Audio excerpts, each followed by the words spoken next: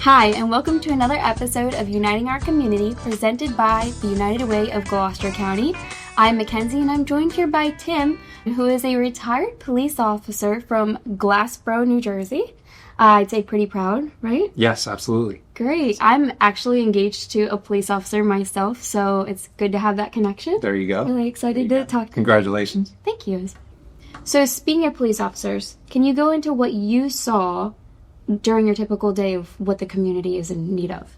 Yeah, I mean, I lived in Glassboro, worked in Glassboro, grew up in Glassboro, so a lot of the time that I spent as a police officer, I could be on a call and I could be running into someone that I grew up with or that I knew, or a family member that I may have known.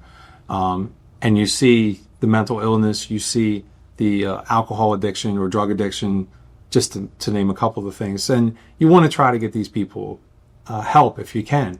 And, I think that's the one thing that people don't really see when they look at police officers is, a lot of times they think of us as just people that are stopping cars and writing tickets and enforcing the law, when a majority of the time we're helping people. So, like I said, the United Way gives us that opportunity to stay involved and do some of those things. And with the United Way, we had I was able to, along with Donna and the help of the people at United Way, we were able to get histiocytosis as one of the places that we could donate. And we also had another officer whose son suffered from muscular dystrophy. So we were even talking about our own police officers. We were able to get people. We were able to go to our municipality and talk about muscular dystrophy. So a lot of the people within the municipality that donated to police officers were donating to histiocytosis and muscular dystrophy, which was fantastic. So, Tim, how did you first connect with the United Way of Gloucester County? In kind of a funny story, but in 1997, my son contracted Langerhans cell histiocytosis, which is a rare disease. He was treated over the next few years, and then I began as a police officer at Glassboro in 2000. When I came in at Glassboro in 2000, there was a female who was the manager, the representative. Her name was Pat Frontino, a longtime manager representative for the borough, who ran the campaign in our public sector, in our municipality. Once Pat and I got to talking, she asked me after a few years if I would be interested in joining the campaign. So she knew my story. She knew about my son. And we started kind of as a team.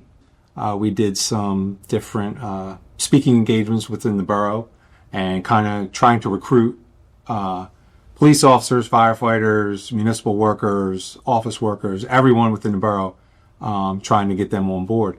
And we had a lot of success doing that. Can you please tell me a little bit about the Gloucester County Public Employee Charitable Campaign? That's a big campaign name. Yeah, our campaign, I only know it from the public municipality sector, but the one thing about the United Way that really, I think, got people, especially in our municipality, was the fact that it wasn't just that they wrote a check for $250 or $500.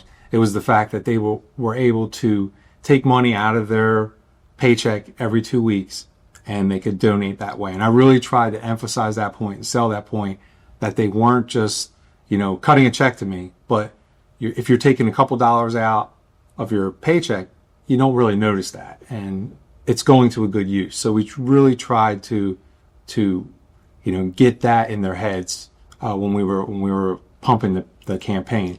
And the other thing about the United Way was there were so many different avenues that they could go, if they wanted to do within Gloucester County, there are so many different ways that they could give their money.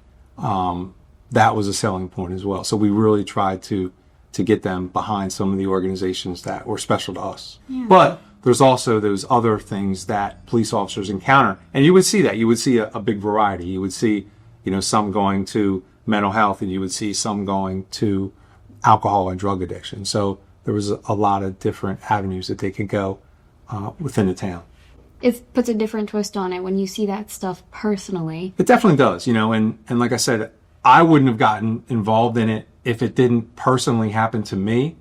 And now I've done so much in the last 25 years, so maybe if I can draw some of these other people in, or we at the United Way can draw some of these other people in, now they're associated with it, and now they would be more likely to maybe give to something else. And I think that's definitely, it's kind of like, I would say, contagious. If you do something 25 years ago, you're still doing it, and then you kind of get a little bit bigger and a little bit bigger, and you want to do different things. And I think that's kind of how it goes, But it's not just one or two police officers or one or two firefighters. It was the vast majority, which was great.